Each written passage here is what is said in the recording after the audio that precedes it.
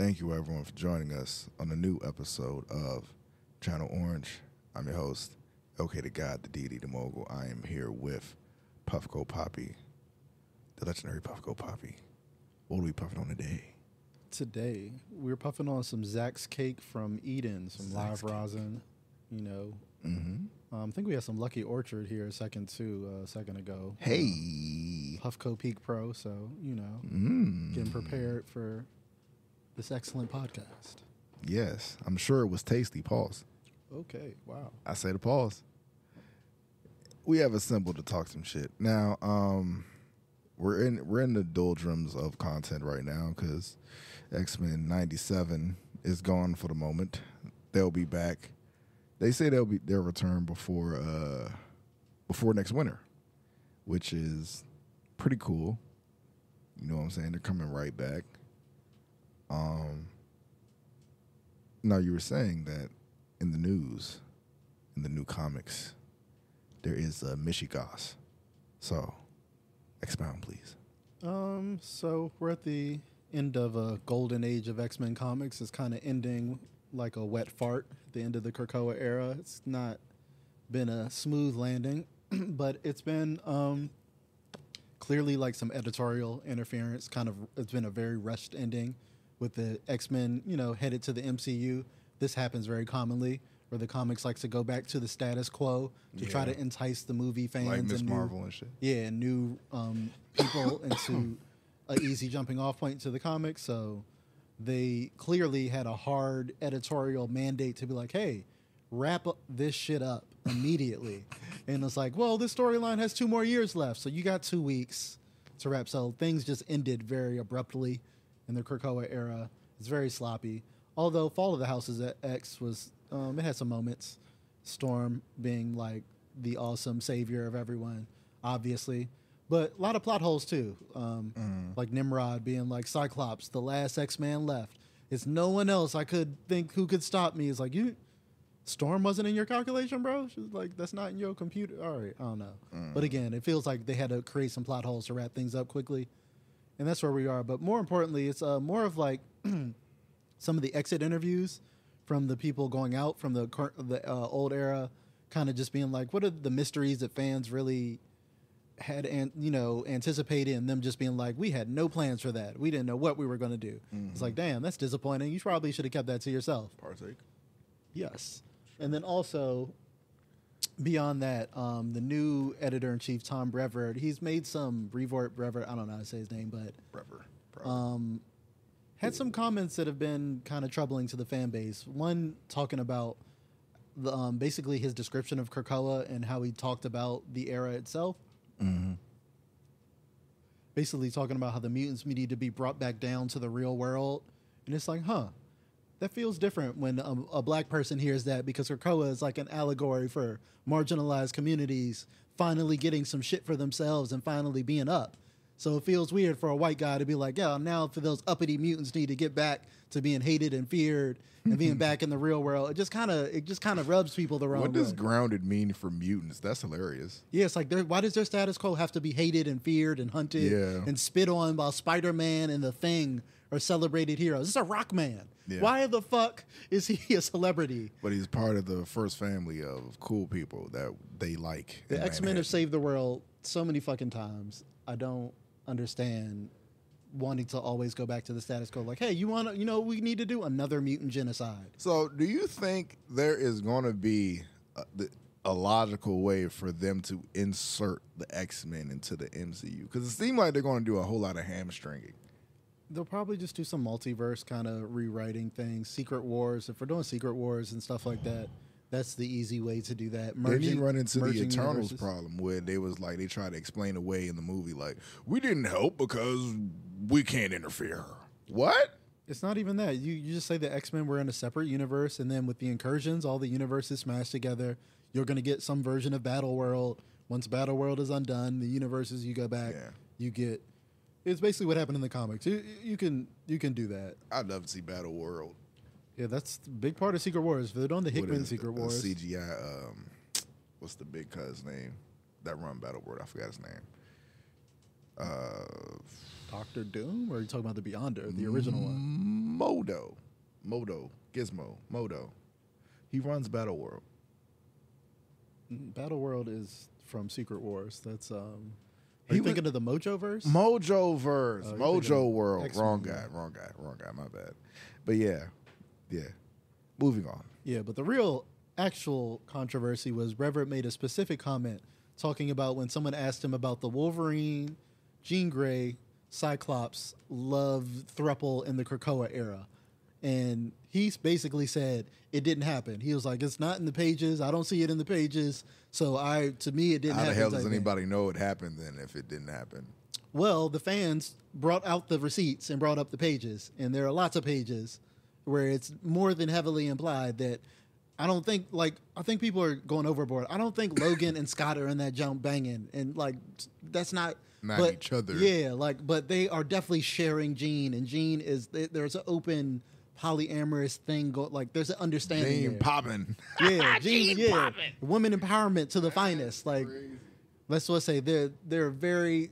And the thing that sold it for me is when you look at there's a data page of the Summers house. Scott Summers built his dream house on the moon. Has his whole family. He's got young teen Cable. He's got Rachel Summers. He's got his wife Jean. He's got his family visiting. He's got his brother Vulcan there. He's got everything. You know who else lives in that house? Wolverine. Wolverine has a room right next to Jean Grey in Cyclops' home. Why would that be a thing? Why would they put a data page to specifically point out that not only does he have a room in the house, those 3 rooms are the only 3 rooms that are adjoining. Jean's room is in the middle. Cyclops and Wolverine both have rooms on, the opposite sides and have access to Jean's room. And they show you the exact floor plan of the house. So you see that a Cable and Rachel's room ain't like that. Her room is in the middle because it'll be weird to go through some dude's room. I'm on my way to fuck your bitch. I'm sorry.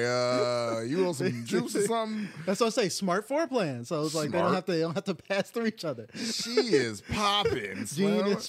I'm trying to tell you, man. So it's you don't tell us. Look, I could say you want to retcon it. Obviously, most of Krakoa is probably going to try to be forgotten for the new era, but you don't gaslight fans to say it didn't happen because it's definitely on the pages. Don't say it's not in the pages when niggas they're on the pages.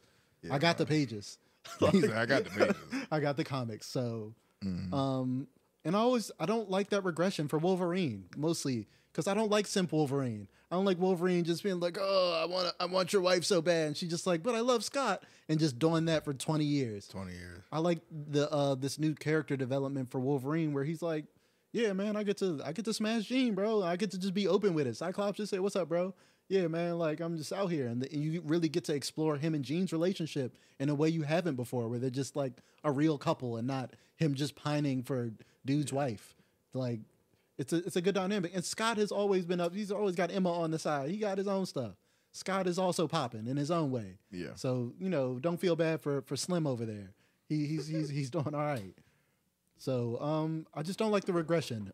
The Krakoan era was so ambitious, and I just don't want to go back to just hated and feared in the streets and everybody, oh, fuck mutants, you fucking freak, you muties and shit. It's what are we doing in 2020? Can we push the storytelling forward and do something new? I just like where we were going. So look, I get it. I understand capitalism, and you gotta move things forward. And Hickman left anyway, and the Krakoan stories were going downhill after the architect of Krakoa left. So I get it. It had to end sometime, but don't gaslight the fans, bro. That's all I'm saying. Don't gaslight the fans. There you have it. Well, if they're gonna, like you said, they're gonna rushing everything to try to insert them into the MCU. Of course, they're gonna try to retcon some stuff to make them more family friendly. And I get it. Krakoa was very ambitious. They were an island of polyamorous, immortal beings. Yeah. And again, it was supposed to be uncomfortable. I was having another conversation with a friend about this, about Krakoa, and it's people are kind of very divisive. They're divided about how they feel about it. Some people feel like it made the X-Men more villains. It made them more nebulous. They were segregated. They didn't want to be involved in they were all this, and they were doing some weird shit and some resurrecting people and shit and keeping that for themselves and all that. But it's bro, all they've done is be genocided. Them niggas just wanted an island for themselves to just be the fuck out the way. And like they couldn't even have that, bro. Like I'm tired of the constant Paradise Island genocide recycling arc. Where it's just like I like the ambitious storytelling. Like people die and come back in comics all the time. So why not make that an actual plot device in the comic where it's like, look, we used our amazing powers to literally solve death. We have all these reality warpers and people who can do all these amazing things. Hey, why wouldn't we be able to figure this out? Speaking of dying and coming back to life. Go ahead. Oh, I was about to say, I thought we were segueing into something. Nope, I'm not. That was a half spoiler. Go ahead. No, why not make it a plot device in the storytelling? And it made it unique. And it made interesting stories about death being not such a big deal for the mutants and things like that, and what the implications for that morally and things like that. What did that mean for children now when the fucking adults live forever? Like, what would that mean for the next generation? If like the government, what if all our politicians found the key to immortality? That would be fucking problematic in a way, right? Like I said, they wouldn't give a shit about the youth because like, nigga, I'm gonna be young forever. And like, fuck you. Sounds a lot like Fallout. Yeah, like I said, I mean, for real, like, yeah. So it just opens up interesting storytelling ideas that you can't really do at the mansion. Just we're at the mansion being hated on by everybody. Yeah. They've terraformed Mars and made a whole civilization on Mars, and we had mutants with such interesting power sets that got introduced, like Iska the Unbeaten. How fucking awesome is that power? Like, that's a crazy ass power for an Omega level mutant. What's your ability? I can't lose at anything, ever. What do you mean? Like, ever? Like, I'm unable to lose at anything. Unable. Yeah. Like, you want to play darts? I will win. I have to. Like, it's like domino, but Omega level. It's like the universe will make it so that I win at everything. It makes me miserable. I have no friends. Like, oh shit. Oh, actually, I guess that would suck. You can't ever lose it at anything. Anything. Oh shit. What would that do to you psychologically? Like, oh yeah, man, so many interesting stories. Apocalypse, being a goddamn family man. That man has a black wife, motherfucking kids, a whole motherfucking family life. Like, hey, bro. Well, is Apocalypse black? I'm gonna say he is. One would think. He's from Africa. He's from before. He's ancient. Yes, he's ancient. Before they okay, never mind. But his wife is black. She got the locks and everything. She out there, so good times, man. I'm gonna miss Krakoa. We got 2 weeks left. I think there are 2 Krakoa comic books left. We just ended the fall of the House of X, which is like the current day drama of what was happening. They're fighting Nimrod. They beat Nimrod. It's pretty straightforward and not the greatest comic, but Storm got to do some cool shit at the end. And Magneto came back to life and got to do some cool shit at the end. And it was a good moment for Cyclops. I do like when Cyclops gets his due. When he gets his due, it's like, yeah, people do forget that he's awesome. And like, that is cool. Like, every probability. You're not the strongest mutant, but you're always the last one left. You're always the one who's fighting the longest. You're always the grittiest. You're always the hardest Captain to America, kill. Man. Yeah, you're mutant Captain America. Like, you always the heart who is rallying people and shit. So it's like, you're always the most problematic. You're not the strongest, but you're the heart. So once I kill you, the X-Men are always officially dead once Cyclops dies. And then Storm packed his ass up. So, man made a miscalculation. Even Cyclops is like, yeah, you fucked up. I'm not the one you should be worried about. Hey sis, what he say in the show? Show him the forecast. Let's Show him the forecast.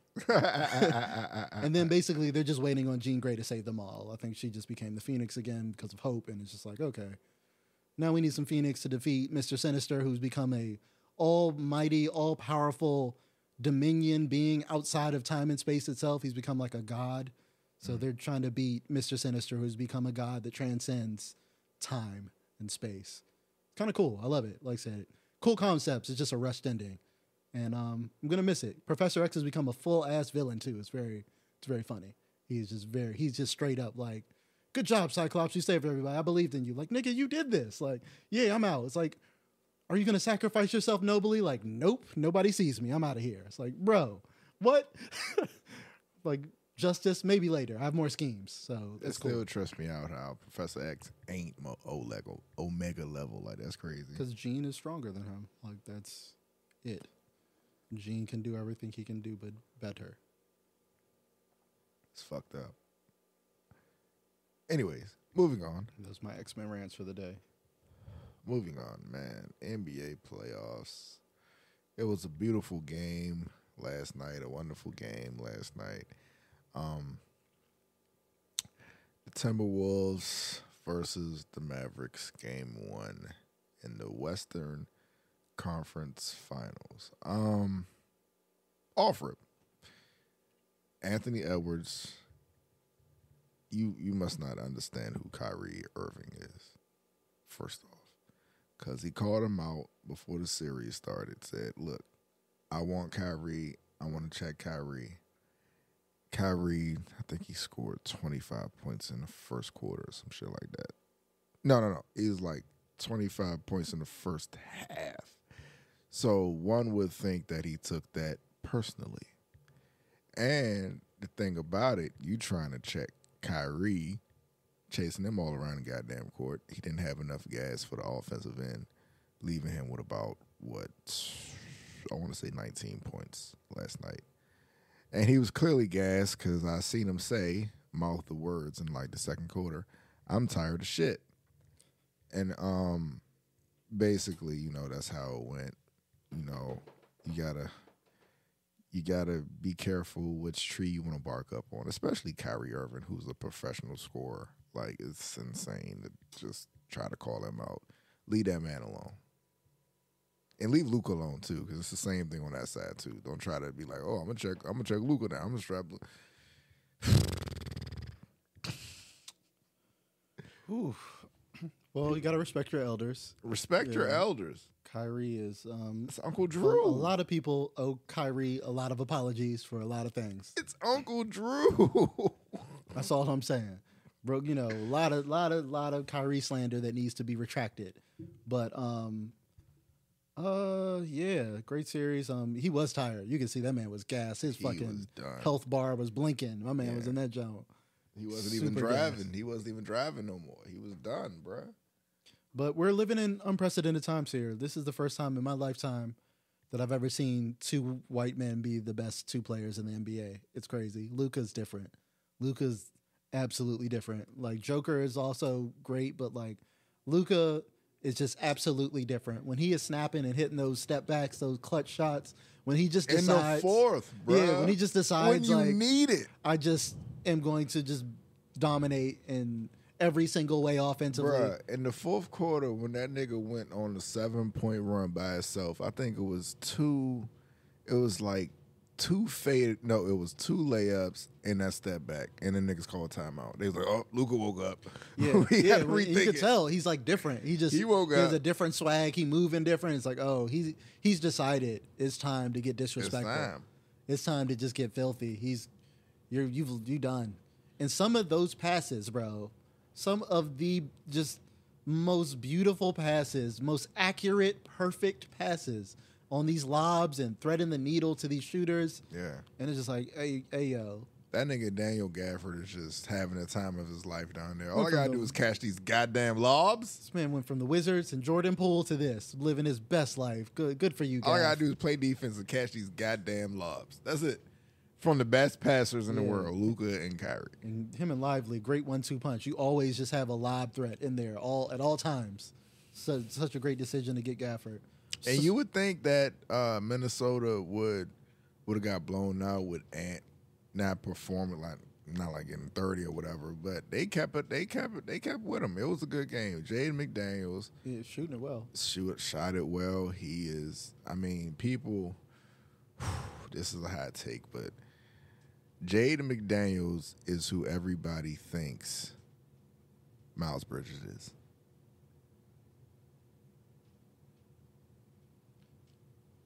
Miles Bridges, the one who beat the shit out of his girl? No, the one in New York, not his brother. Bridges? Mikal Bridges. I was just like, what? So he also plays basketball, but... Let me rephrase that. Jaden McDaniels is who everybody thinks Mikal Bridges is.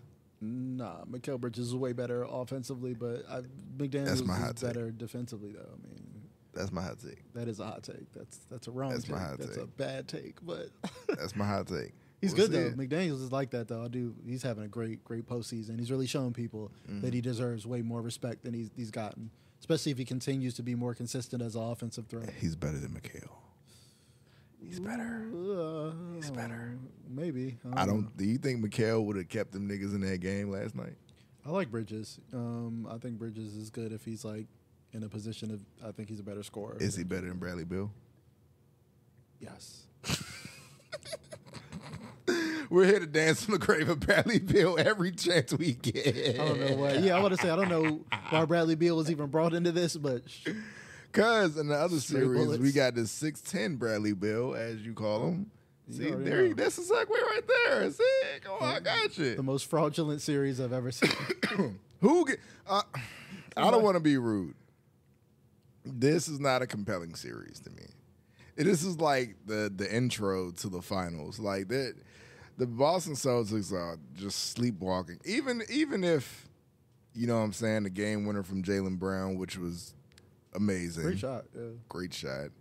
You should have put your fucking hand up, Siakam. I don't know why you didn't put a Trying not to hand foul. up. They should have fouled immediately on them. I shouldn't have let them get a three. Like once he got there, there's nothing you could do. You just hope he misses, but you fucked up at that point. Like just Like, stand straight up. Then you'll get the shake call. You don't want to get that. Oh, you don't want to get Yeah. shake call. You don't want to get shake call. This nigga would have fell in the Raptors Yep, and yeah, everything. would've fucking flopped. would have embellished. It looked like he was trying to flop anyway. And then he was like, shit, no contact. And he actually just made the shot, which more players should do. Like, why don't you try to make the shot and then flop? Niggas try to flop into the shot. And it's like, nigga, you probably could have made it. That's what Kobe used to do. He used to pump fake and then make the shot, not pump fake and then be like, I'm stuck, pass it back. Like shit. No, it don't go like that with Kobe. But yeah, this is not a compelling series, man. Tyrese Halliburton, do you want to put him in the FITL? Oh, he was looking real funny in the light. My man dribbled the ball off his foot like twice in clutch trunks. Just some goofy. One of them was great defense from Drew Holiday, but if you're an all-star point guard, you can't just be having them Looney Tunes ass turnovers at the end of the game, bro. Tyrese Halliburton, you have been inducted into the Funny in the Light All-Stars. Congratulations. Tyrese Halliburton. Yeah, he earned it this last game. He got real funny when the lights got bright. And that bad turnover they had on the inbounds. When they had a timeout, just like, you can't get the ball inbounded, call a timeout. Do not turn the ball over on the inbounds. It's just like, both teams were just like, how can we fumble this game? It was like a fumble off. Yes. And I was just like, the Celtics, I see why Celtics fans like Bill Simmons and them, like, I see why this team blows y'all. Even with the number one seed and how good they are and how frustrating they are. It's like, hey, bro, one, Jaylen Brown is awesome, but he has like 2 turnovers a game that are the worst turnovers you've ever seen in your life, where he just looks like he does not own a left hand. Oh, you talking about that pass over everybody's head? And then one where he looked like he just like gave the ball up, like he just lost it. It was like, ah, damn. And it just like, hey, bro, what the fuck? Like, you are amazing. And then that was a, what? How did you, what? And then Jason Tatum. Horrible shots, huh? The shot selection. Horrible shot selection. It's like, bro, when you're under the basket getting like, when he got the and one on McConnell at the end of the game, it's like, why don't you do that way the fuck more? It's just like somebody said, when it becomes crunch time, this man's just like, I need to take the most difficult shot of all time. Shot. Hey, didn't somebody say, hey, Jason Tatum is an unstoppable player when he remembers that he's 6'10"? Yeah, it's like, bro, why don't you need to go to the rim more. You need to be doing things with that. Go to the rack. Like, long contested fadeaway. Like, why did you do that? Like, y'all could have got good offense. You got 6'10" is just like 7 foot tall, so that's crazy. some of that's coaching too. It's just kind of like, bro, they just like ISO ball, hero ball. I'm Kobe Bryant now. It's just like, just be Jason Tatum, bro. Yeah. Just, I don't know. I saw a tweet that said Jason Tatum continues to win games, but simultaneously prove he's not that guy at the same time. And I've never seen anything like it. They're okay. Another hot take. Jaylen Brown is better than Jason Tatum. It's close. It's closer than people want to. It's an uncomfortable conversation that needs to be had. That bailout shot last Yeah, game, that was a bailout that was shot, a bro. step. Niggas would have been slandering. We would have been seeing that TikTok nigga for 3 days if they would have fucking lost that game. Let that nigga Jalen get another game winner. Niggas gonna be looking at Tatum like FITL. Especially when y'all have been so good for so long that y'all haven't got to the mountaintop. Like, bro, niggas is You getting just keep sick of beating this up on the tandem. East, and this is the Yeah. easiest path you've ever had, bro. So if y'all lose to this, y'all Granted, they bought in the Kristaps. That was y'all fault. That nigga is damaged goods. He's been damaged goods since he left New York. That's why niggas from New York got rid of him. He would make them a threat again if he can come back in time for the finals, though. If it was a fifth. They said this nigga he ain't coming back to like game 4 type shit. Well, they don't need him in this series, so they shouldn't. Oh, they don't. They don't. Al Horford out there getting barbecued by Siakam. They just let that happen. Yeah. What are they gonna do? Put in fucking what's his put in the white guy recruits that they got in the back, Pritchard Hauser, Luke Cornett. I swear to God, Brian Scalabrine, for God's sake. He's probably still playing there. Fuck. In the back somewhere. They probably still got what's that motherfucking name? Omar Sheik somewhere on a goddamn roster somewhere. They all looking like but they still have the best starting five, even still, like, to defensively. Yeah. So they should theoretically cakewalk their way to the finals and have to deal with whoever comes out. Minnesota just looks like they ended up. That's a maturity issue. That was an execution issue. Not ready yet. Like I said, Mike Conley helps them a lot. I'm glad to be proven right on that. Look, niggas, I don't hate D'Angelo Russell. He fucked but up I my said, but I said when they had D'Angelo Russell, if they had a fucking point guard on this team, they could go somewhere. And as soon as they got Mike Conley, this team became a competent fucking team. They got an identity. Yeah, somebody who can orchestrate offense like a fucking adult and, be a good vet. So it's like, yeah, Mike Conley's not a better player per se than D'Angelo Russell, but when you need an actual point guard, they don't need more scorers. I have a little beef with Mike Conley because he was on my parlay last night for 4 threes. Damn.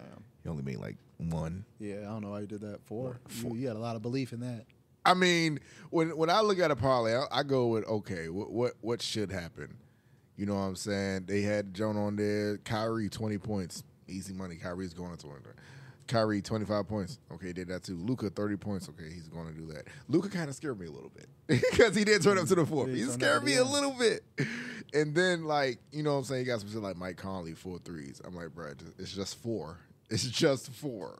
Just wide open threes. They're going to double Anthony Edwards eventually, but they never got to double Anthony Edwards because he didn't turn up. So if he turned up, you get the open 3, whatever. Shit. It's good defense, Fuck man. me up. Seen a lot of Anthony Edwards slander too. After it's just like, and I get it. Like he talks a lot of shit, but he's 22. He's 22. He's like a top 10 player in the NBA right now. Like he's 22 years old. People just like he ain't Michael Jordan yet. We need to stop talking. But like think about Michael it like Jordan, this. Michael Jordan was in like a second year in 22. If this nigga Ant came, if he existed like 10, 20, 30 years ago, he would have said, yeah, I'm a guard Kobe. Kobe would have been like, what?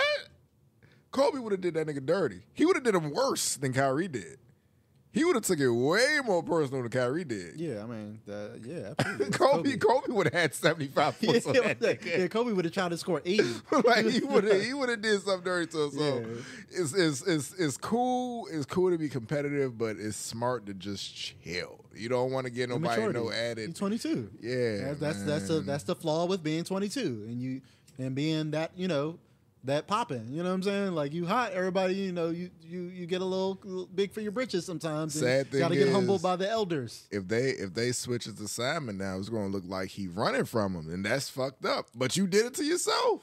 No, you got to keep that now. You got to keep it. And he's one of the better defenders. He's doing a good job, but that's Kyrie Irving, bro. Yeah. You can do a good job, and he'll still get the buckets. And then Jay McDaniels, he made a mistake too. He kind of said something about Luka. He's like, yeah, you got Luka this and that. He was like, yeah. He just made some shots. I'm like, bruh, don't. Yeah, Luka's gonna have a 50 ball next time on. Don't rile these niggas. Yeah. You know you rile it up, nigga. He was chilling on you the whole game. Y'all was supposed to get this, man. And even Cat played good, even though I still have absolutely just no faith in Karl Anthony Towns. Yeah, even when he plays amazing. He fucked me over too. I had him on my parlay for 22 points. Not 22 scored baskets, but 22 points overall, just stats. He didn't even get that. Damn. Fucked me. So, yeah. Excellent game 1. We got game 2 of the Eastern Conference Finals today. I probably missed that one. Probably go to the gym with some shit. What else we got? What else do we have? I don't know. Not much football. We're just getting OTAs and training camps and shit. Not much going on. Looking good with the...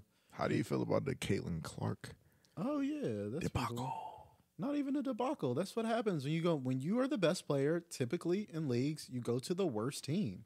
So it's just like, yeah, like she's 0-5, but she's on a team that was bad for a reason. That's why they got her. They drafted first, and then yeah, like I see how some of the veteran players would have some like not animosity, like, but. Yeah, you're not gonna come in here and show us up like you a kid. Like we've been at this level. Especially the way she's built yeah. right now. Like she's built like the Messiah type. Yeah, that's what I'm saying. Like, and there are ladies just as good, if not better than her in the league right now who have deserved that level of spotlight. So when they come in and you can see it. And Becky is getting all the love, yeah, she gonna feel that. And she's getting every touched screen. up. Yeah, she's feeling every screen. She's feeling every foul, and it's like. That's what happens. You're a rookie. You gotta earn your keep. She's gonna be good. She's nice.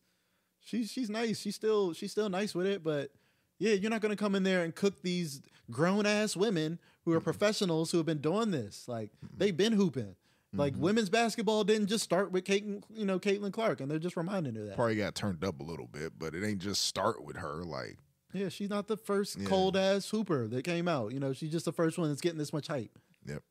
Commercials and deals and shit. That shit crazy. Yeah, so it's good for the sport, but I don't agree with the niggas saying, oh, they should go easy on her and let her cook. Like, fuck no. Right. They've been in that league. I want this league to be competitive. That's what the league needs is some rivalry, some juice, man. Like, nah, man, don't go soft on her just because she the meal ticket. Like, don't hurt her. I mean, don't do no wild Draymond shit on her. Don't drop kick her ass. Thank you for bringing up Draymond. Go ahead.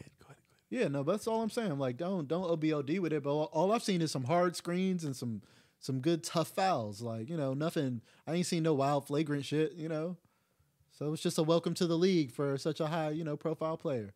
Caitlin Clark's a bucket though. She's gonna be all right. So, speaking of Draymond, thank you for bringing it up because I forgot the topic. But I just saw a clip where he was on Shaq's podcast. I don't know if you saw it. I mean the clip. But he said that his Warriors team from the Bogut, Clay, Bogut, Steph. I want to say 72-0 team. I don't think he mentioned the Kevin Durant mob. But he said that team would beat the 0-1 Lakers. Well, I don't know. Now I don't know about the Bogut part. Who's stopping Shaq? No, but that's the point. Yeah, so I'm just like you can't stop a hurricane.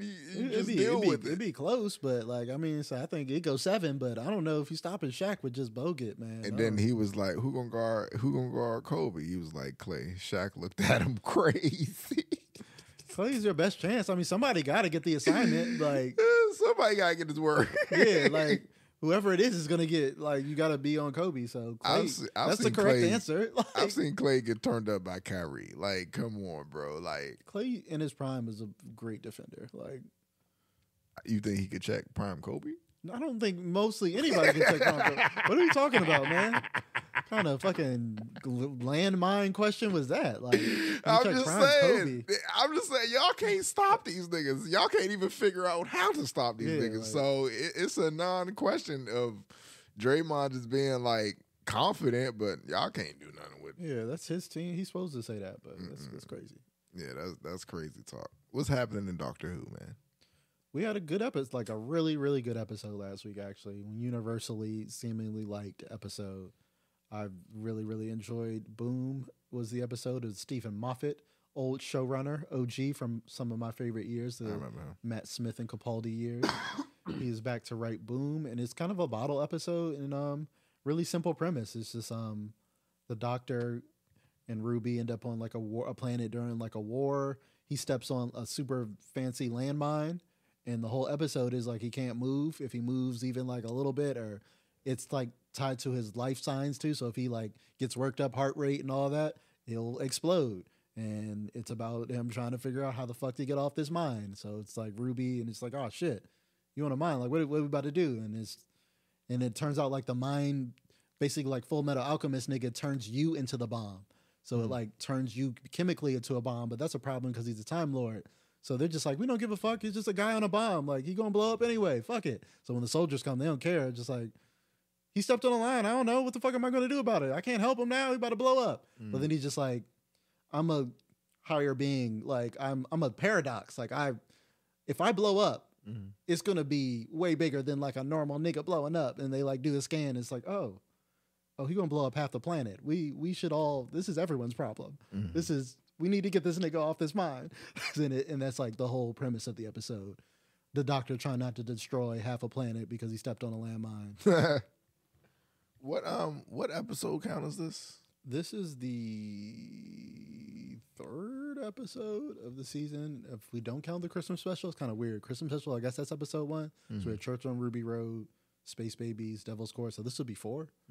Fourth episode. So how do you feel about the doctor so far? I like the doctor. Like I said, the stories were a little slow to start. Like I said, still not a big fan of Space Babies. People can't convince me on that one. To give it higher than like a 7. I'm just sorry. It just didn't do it for me. But the doctor himself, I think he's been really good. His performance has been good. I think he has channeled his own unique...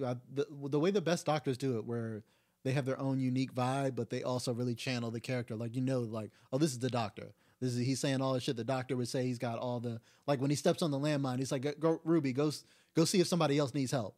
And he's just like, she's like, nigga, you need help. And he's just like, that's some shit the doctor would do. Like, I'm in danger, but I know I can get my way out of this. See if anybody else is in real danger.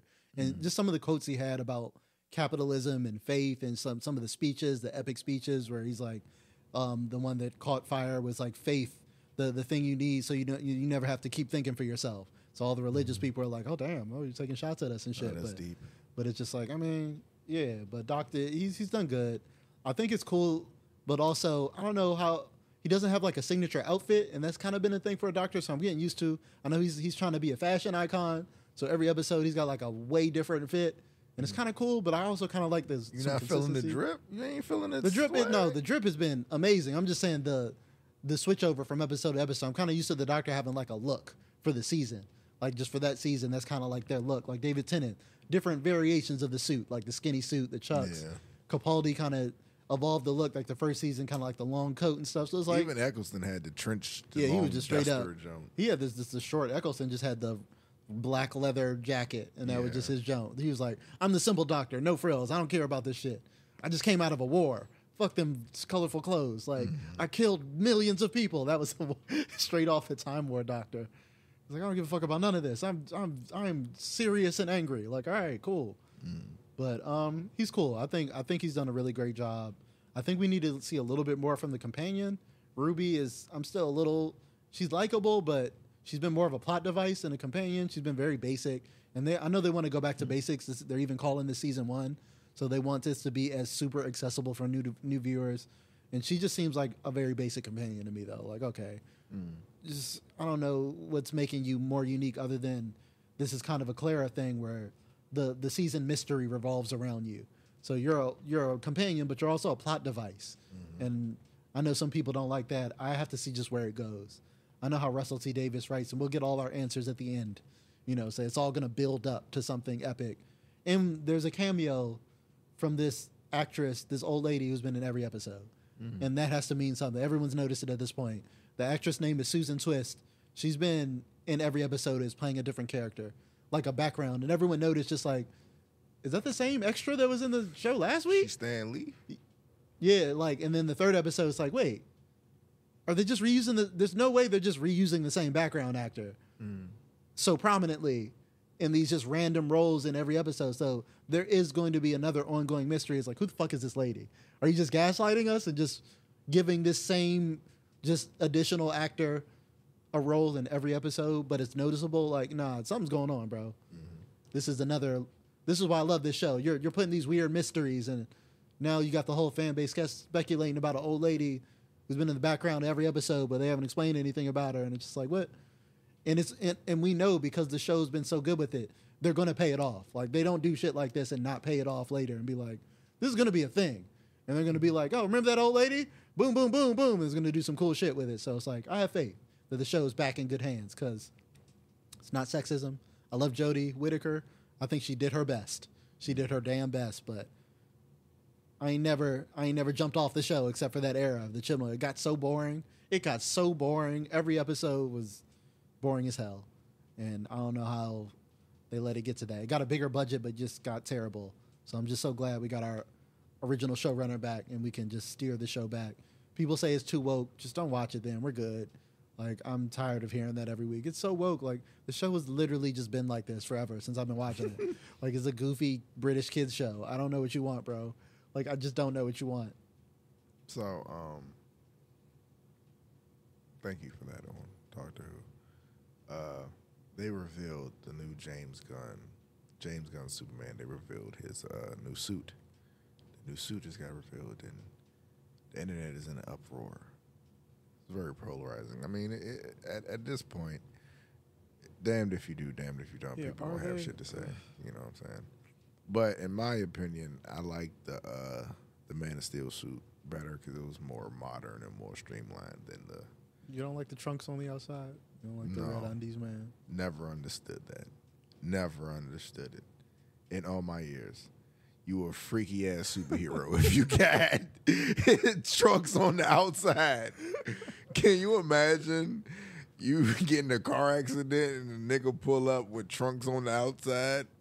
Hello, Christopher. Would you like my assistance? I'm good. I don't need any help. I'm good. But you look like a pretzel right now in this truck. I can just rip this door off and I'll fly you to the hospital. You got anybody with regular pants on? No, we all wear tights now. It's a tight initiative. We're the tight Avengers. You a freaky ass superhero. That's the title of the episode too. But yeah, man. I think it was less of the costume and more of the image that they used of like the world ending outside is like an apocalyptic event and Superman's like calmly strapping up his boots and everybody's just like, hey nigga, hurry up, like what are you doing, bro? Probably like, bro, I gotta deal with this shit again. Yeah, it's like people dying and he's just like got my apple bottom jeans, got the boots with the fur on his Jones, man. Gotta get fly out here, get these Jones on right. So it's a weird image to use, but yeah, I don't care until I see the movie. I just want to see the movie. Yeah. I'm really tired of promotional material for stuff.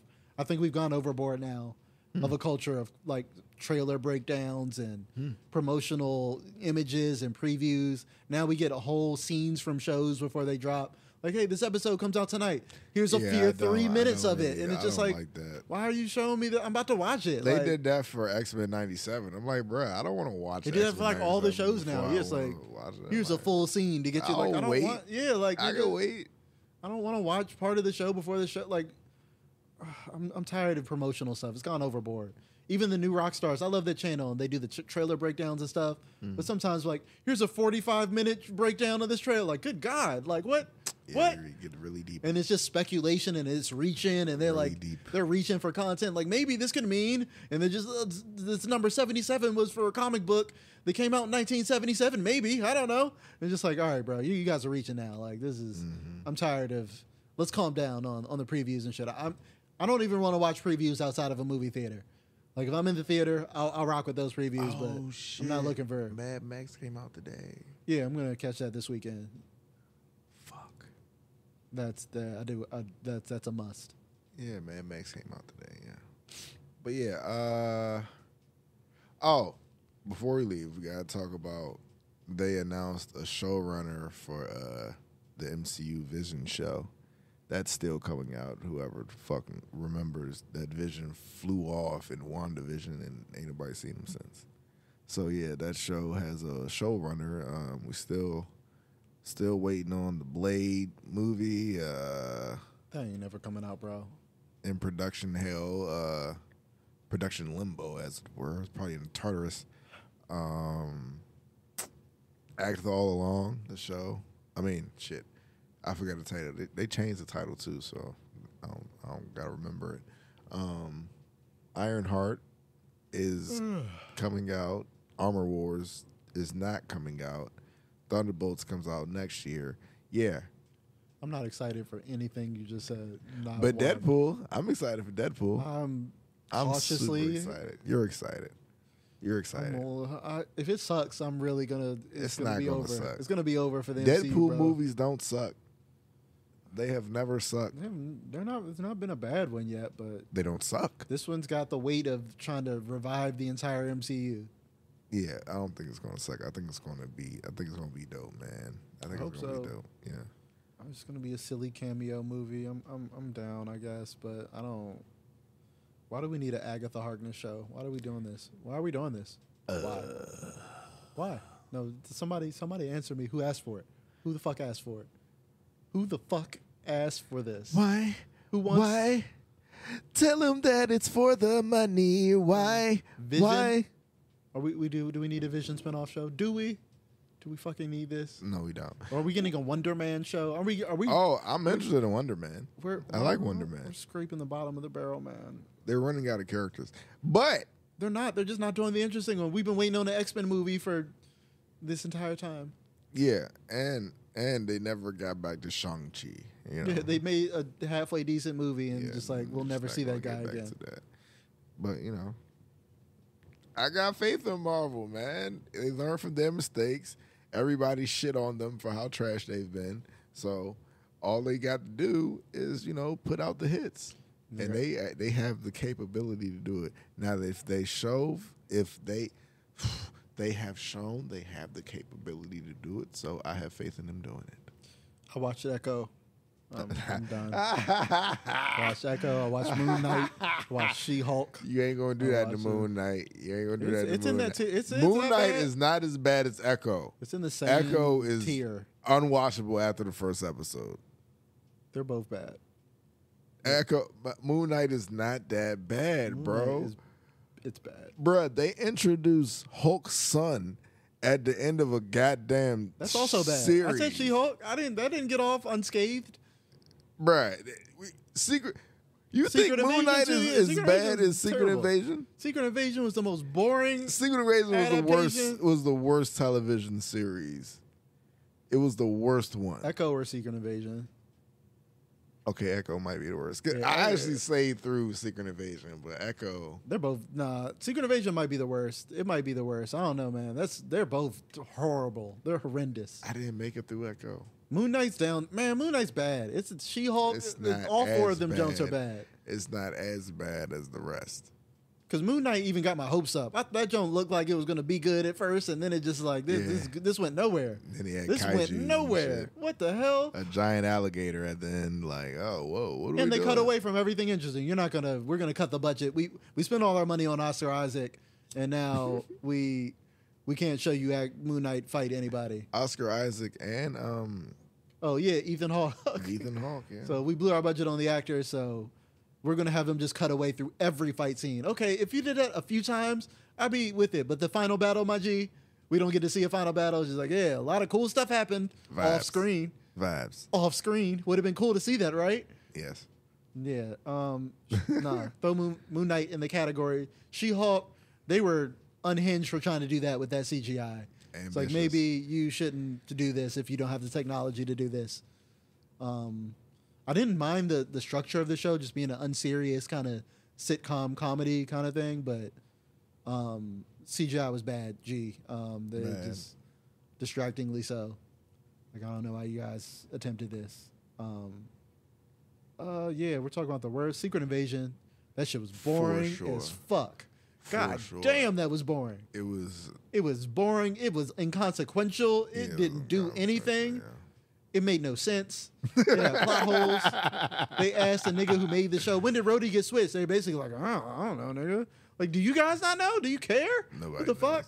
This is terrible. Nick Fury has a wife you never mentioned again? What the hell? Yeah, that was bad. That One whole would show. say it should be a secret. Yeah. It should have been a and secret. also, nothing to do with the Secret Invasion story in the comic. Not Absolutely one. fucking nothing other than scrolls Wait, were involved. They told him not to even reference Yeah, it. read the comic. Don't read the make comic it- this is based off of. Make it off your own vibes. Let's just roll off your own vibes, man. And make it suck, apparently. Because that shit was Make terrible. it bad. Make it bad. Yeah. Make it CGI. They blew the Rhodey mystery over a phone call. Like, what the fuck were they even doing? Like, this show is so lazy. It's just like, it felt disrespectful where they're just like, the fans will watch anything at this point. They're fucking morons. Just give them, let's put in the least amount of effort possible and just get this shit done. And like, somebody had to call them on their shit. Now they're just like, maybe we should make less projects and actually care about them. And just, slow down and concentrate on a few things a year. Yeah, just make those things good. That's Instead it. of just try to churn out as Yeah, much the capitalism churn. as you can. The churn fucked everything up, man. But I have faith in Marvel, man. I'm always have faith in Marvel. X-Men 97, only thing keeping their lights on right now. And, that's probably going to steer Marvel the MCU live action in a good direction.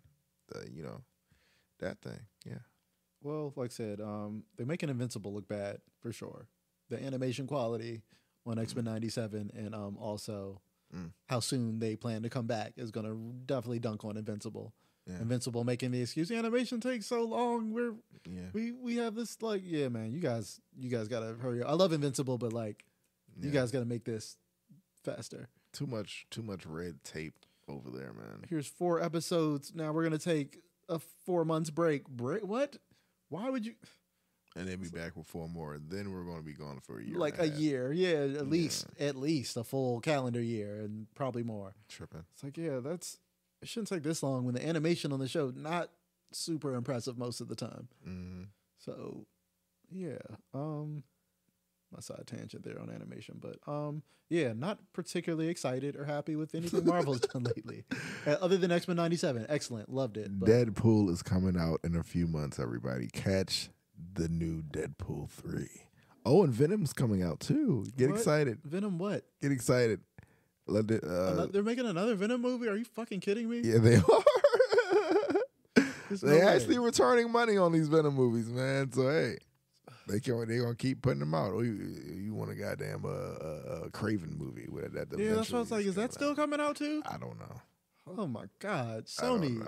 Somebody fucking stop them! Is there nothing we can do? I think that's till they integrate their Spider-Man into their universe. So I don't know. I don't know what the fuck is happening over there. But I sat through Madam Web. It's like this should be. It's on Netflix now. What Sony's doing should be a crime at this point. It's somehow hoarding the intellectual property to something by just making shitty movies, trying to make a Spider-Man cinematic universe that they can't mention Spider-Man or use Spider-Man in any way. It's insanity. Why the fuck?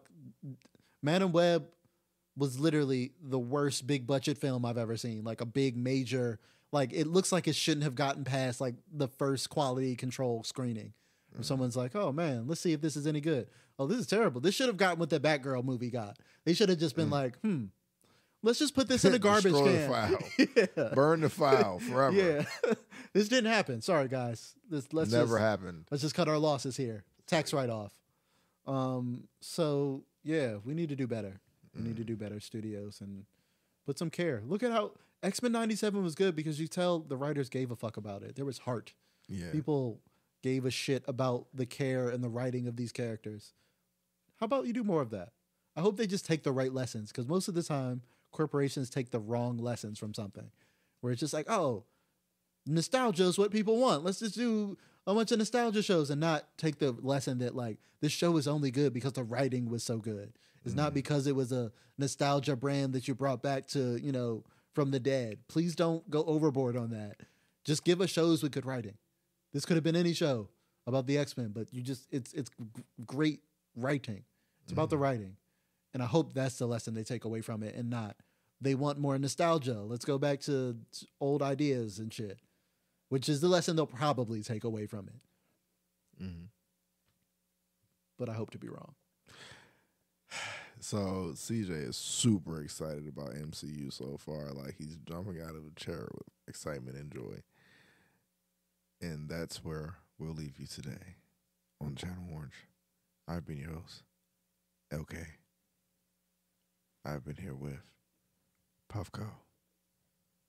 Tell someone you love them, gang.